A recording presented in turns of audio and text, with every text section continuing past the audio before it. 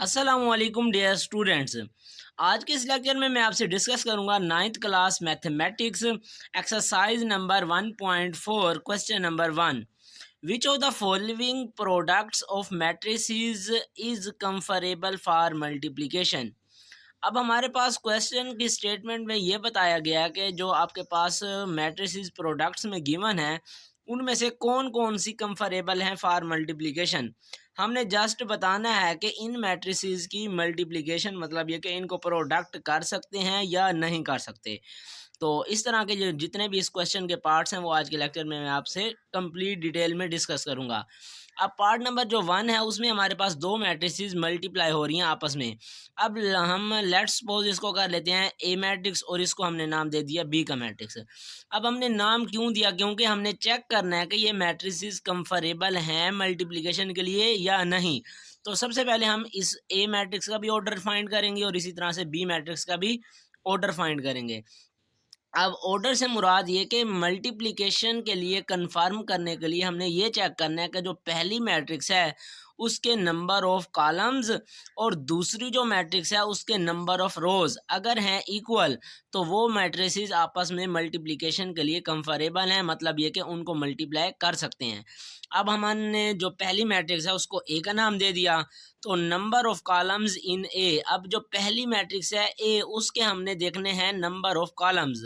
अब कॉलम 1 और कॉलम 2, तो कॉलम्स की तादाद आपके पास आ गई 2। अब इसी तरह से जो दूसरी मैट्रिक्स है उसको हमने बी का नाम दे दिया, तो उसके हमने रोज चेक करनी है। Number of rows in B आपके पास है जी 1 एंड 1 2। तो अब ये देख लो पहली मैट्रिक्स के नंबर ऑफ कॉलम्स और दूसरी की रोज अगर हैं बराबर तो कंफरेबल है, मतलब ये कि पॉसिबल है। तो हमने लिख दिया जी मल्टीप्लिकेशन इज पॉसिबल। तो इस दो मैट्रिसेस को हम मल्टीप्लाई करवा सकते हैं। दोबारा मैं रिपीट कर रहा हूँ कि जो पहली मैट्रिक्स होगी उसके नंबर ऑफ कॉलम्स और दूसरी मैट्रिक्स के नंबर ऑफ रोज अगर हैं इक्वल तो वो कंफरेबल हैं फॉर मल्टीप्लिकेशन, अगर इक्वल नहीं है तो वो कंफरेबल नहीं है मल्टीप्लिकेशन के लिहाज से। अब इसी तरह से दूसरी मैट्रिक्स हमारे पास गिवन है, तो इसको हमने पहली को लेट सपोज नाम दे दिया ए का और इसी तरह से दूसरी को दे दिया बी का। अब पहली मैट्रिक्स के हमने चेक करने हैं नंबर ऑफ कॉलम्स, तो इसके नंबर ऑफ कॉलम्स 2 हो गए और बी जो दूसरी मैट्रिक्स है उसको बी का नाम दिया, उसके नंबर ऑफ रोज भी 2 हैं। तो मतलब ये कि रोज और कॉलम्स मतलब ये कि ये दोनों सेम आ रहे हैं, तो इसका मतलब है कि मल्टीप्लिकेशन क्या है, पॉसिबल है, इनको हम मल्टीप्लाई करवा सकते हैं। अब इसी तरह से नेक्स्ट थर्ड पार्ट है आपके पास, पहली एक मैट्रिक्स और दूसरी दी हुई है। अब फर्स्ट ऑफ ऑल पहली को हमने ए का नाम दे दिया, दूसरी को बी का नाम दे दिया। अब पहली मैट्रिक्स से हमने फाइंड करने हैं नंबर ऑफ कॉलम्स, तो एक ही कॉलम है। दूसरी के हमने देखने हैं रोज, तो इसमें 2 हैं। अब देखो नंबर ऑफ कॉलम्स पहली के और नंबर ऑफ रोज दूसरी के ये बराबर नहीं है, 1 और 2 है। तो इस लिहाज से इनकी मल्टीप्लिकेशन कंफरेबल नहीं है, मल्टीप्लिकेशन नॉट पॉसिबल। तो हमने यहाँ पर लिख दिया जी मल्टीप्लिकेशन इज नॉट पॉसिबल। तो ये पार्ट नंबर जो 3 है, इस दो मैट्रिसेस को हम मल्टीप्लाई नहीं करवा सकते। तो इस तरह से ये 3 पार्ट्स हो गए। नेक्स्ट हम इसके रिमेनिंग पार्ट्स को सॉल्व करते हैं और मैं आपसे डिस्कस करता हूँ।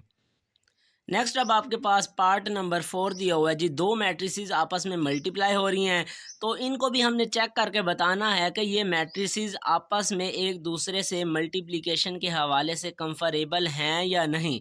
तो फर्स्ट ऑफ ऑल पहली मैट्रिक्स को हमने नाम दे दिया ए का, दूसरी मैट्रिक्स को नाम दे दिया बी का। अब फर्स्ट ऑफ ऑल जो पहली मैट्रिक्स ए का नाम दिया जिसको, उसके हमने चेक करने हैं नंबर ऑफ कॉलम्स, तो नंबर ऑफ कॉलम्स इसके आ गए 2, यहाँ पर हमने लिख दिया। इसी तरह से जो दूसरी मैट्रिक्स है उसको हमने नाम दिया बी का, तो इसके हमने चेक करने हैं नंबर ऑफ रोज, तो number of rows of B आपके पास हैं जी 2। तो मतलब ये कि पहली के कॉलम और दूसरी के रोज इक्वल हैं, सेम है, तो मल्टीप्लिकेशन इज पॉसिबल। ये जो पार्ट नंबर 4 में दो मैट्रिसेस हैं इनको हम मल्टीप्लाई करवा सकते हैं। नेक्स्ट इसी तरह से पार्ट नंबर 5 है, दो मैट्रिसेस आपस में मल्टीप्लाई हो रही हैं। तो सबसे पहले हमने पहली मैट्रिक्स को नाम दे दिया जी, लेट कर दिया ए के। इसी तरह से जो दूसरी मैट्रिक्स है उसको हमने नाम दे दिया बी का। तो फर्स्ट ऑफ ऑल वही हमने चेक करना है कि ये कंफरेबल हैं मल्टीप्लिकेशन के लिहाज से या नहीं। तो पहली मैट्रिक्स जो है उसके हमने नंबर ऑफ कॉलम्स चेक कर लिए, वो हैं 3। इसी तरह से दूसरी मैट्रिक्स जिसको हमने बी का नाम दिया उसके हमने चेक करने होते हैं नंबर ऑफ रोज, तो number of rows in B आपके पास 3। अब देख लो पहली के कॉलम 3, दूसरी के रोज भी 3, तो मतलब ये कि दोनों इक्वल हो गए। तो इस लिहाज से जो पार्ट नंबर 5 में आपके पास दो मैट्रिसेस हैं ये आपस में मल्टीप्लिकेशन के लिए पॉसिबल हैं, तो हमने लिख दिया जी मल्टीप्लिकेशन इज पॉसिबल।